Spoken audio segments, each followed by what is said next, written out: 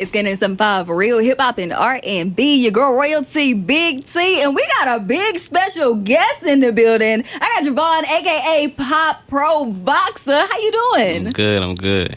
Okay, how you feeling though? Because this weekend it's a big weekend. Yeah, I'm feeling great. I'm just ready to make everything happen. Ready to make it happen. You are coming from Raleigh. You know, you're originally from Raleigh, but I want to know what got you into boxing. How did that start?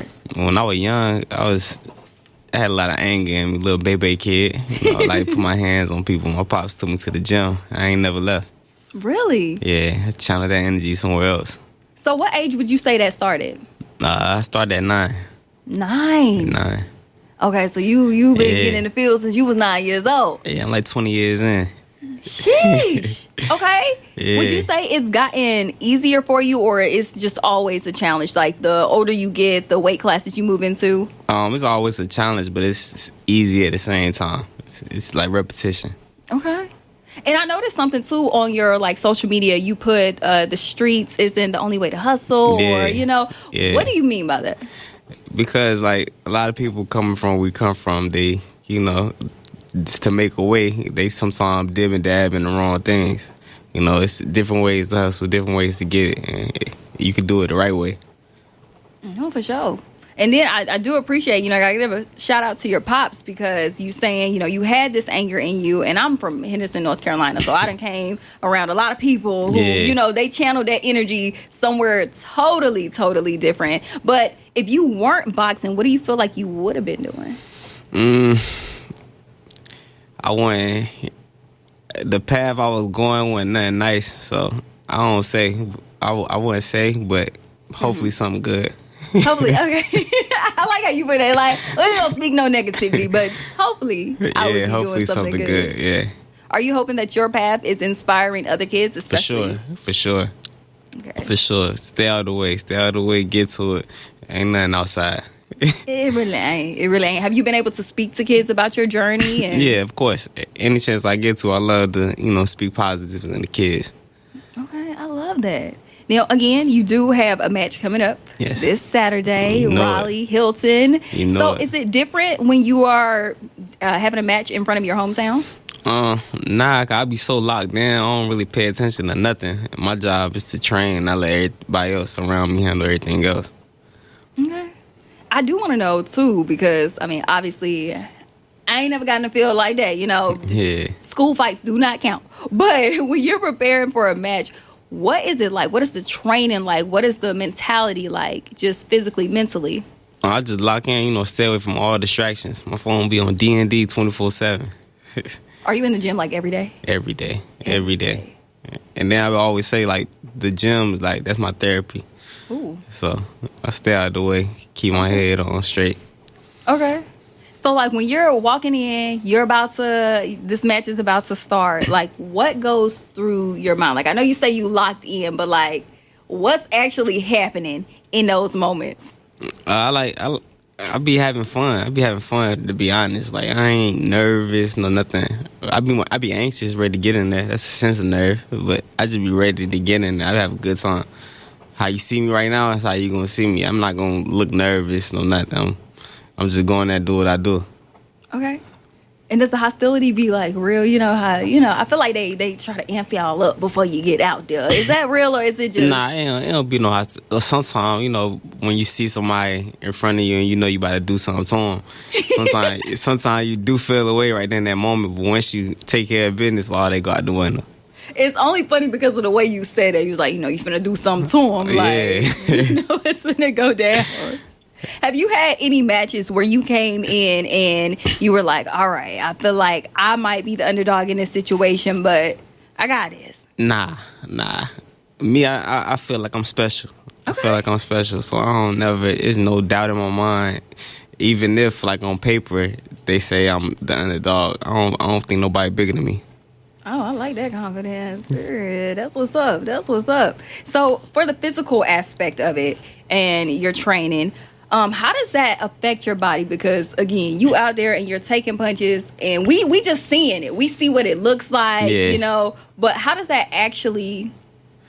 It could be a lot sometimes because you really breaking your body down, but that's why you recover.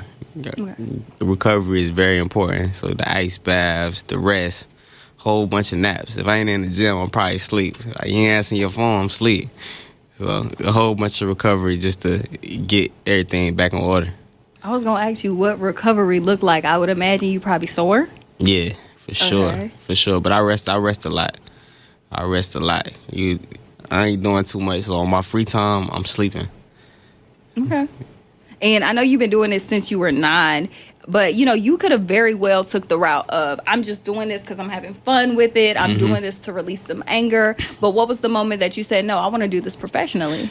I say when I was like 11, it's a dude from my gym. He had a fight, and he made 1.5 million. So I'm in the gym with him every day. So it's different when you see something on TV and you see something in your face. So once I seen that, it was like no more football, no more basketball. I want that because he doing it. I know I can. It's in my face. Yeah. So this is like a lucrative path, I would assume. Yeah, You for sure. taking a lot. Yeah. Okay. So where do you see yourself going with this in the next? I mean, I ain't even gonna put a time stamp on it, but is this something where it's like, no, I want to do this for the rest of my life, or is it one of those things where this is the phase of my life, and one day I want to evolve to something else? Nah. This is my life for as long as it lasts. You can't do it forever, but I plan on taking this to the biggest level. The biggest level be a world champion. There ain't never been a world champion from here, so I'm gonna be the first. Okay. Nah, I hope I am gonna be the first. No, you are. Yeah. You are. You better claim it. You better claim it. And when you are, I want you to run back this interview and be like, see, I said it here first. Yeah, at the biggest. K97.5. Yeah. And the biggest. Now, who are some pro athletes that you look up to right now? Right now, I say Terrence Crawford, Floyd Mayweather, them two, Andre Ward. Them my 3 favorite. But outside of that, nah. But I mean, those are some good ones, though. Those are some heavy hitters. That's a pretty good lineup right there. Yeah. What is a misconception about your profession that we may have? Because, I know when I see it, I'm just seeing y'all knocking each other across the ring. But what is a misconception?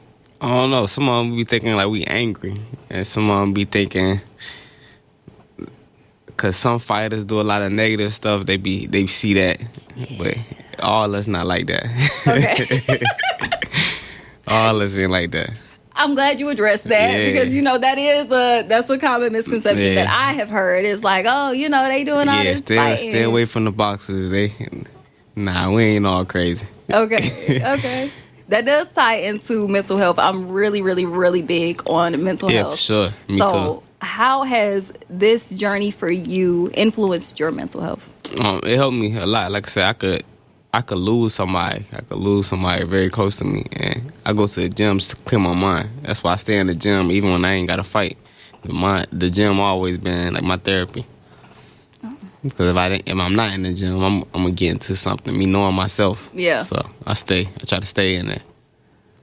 It's good that you can have that release, though. And doing something that you enjoy. Yeah. And then I had a conversation with my pops, and I'm like, yo, like out of my siblings, I'm the only, the one. I got the most sits for real. And then my dad like, nah, you a little throw it off too. You just got somewhere to let it out at. He said, no. Yeah. You a little off. And I'm glad you did bring up Pops because I wanted to ask you earlier, the nickname Pop, where did you get that from? My grandma is Poppy, but Pop for sure. So I don't know where it came, how it came about. That's just been my name for forever. Now it's Pop. Ain't no boxing.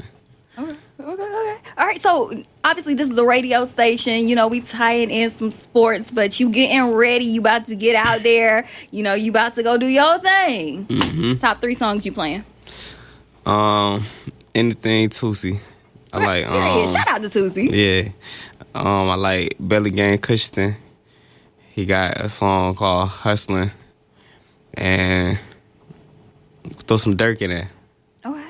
Yeah. Okay, that's a good lineup. Okay, so you be ready. Yeah. Well, listen, I appreciate you so much for just taking some time. I am so excited to see you this weekend. Now, before we wrap this up, I'm a little smaller, so I may never get this feeling. Yeah. What does it feel like when you get a KO? I've been doing it for so long. It feel good, but it's like second nature to me. Like once you do it so many times, it be alright. It look good to rewatch it, but once you do it, it don't feel like nothing. Okay. I don't know though, because look, I got you on social media. I seen your social media, and I seen you get a couple KOs, and you be tart afterwards. Yeah, it feel good probably right there in that moment. You kind of like black out. So you feel good. You excited in that moment, but literally right after, it's just like, all right. Yeah, we did that. All right, it was on all to the next. supposed to. Yeah. Okay. All right. Like I said, we about to wrap this thing up. But what is your mentality going into this weekend? What are you telling yourself? How are you prepping yourself for this show, especially being in your hometown? I just want to put on a spectacular performance. Every time I get in the ring, I want to give everybody else a reason to see me, want to see me again. So you ever go on YouTube and watch highlights? Mm-hmm. That's how my whole fight got to be. Gotta be a highlight reel, basically. For sure. Oh, that is so exciting. Man, we got Pop in the building. Listen, it is going down this Saturday at the North Raleigh Hilton.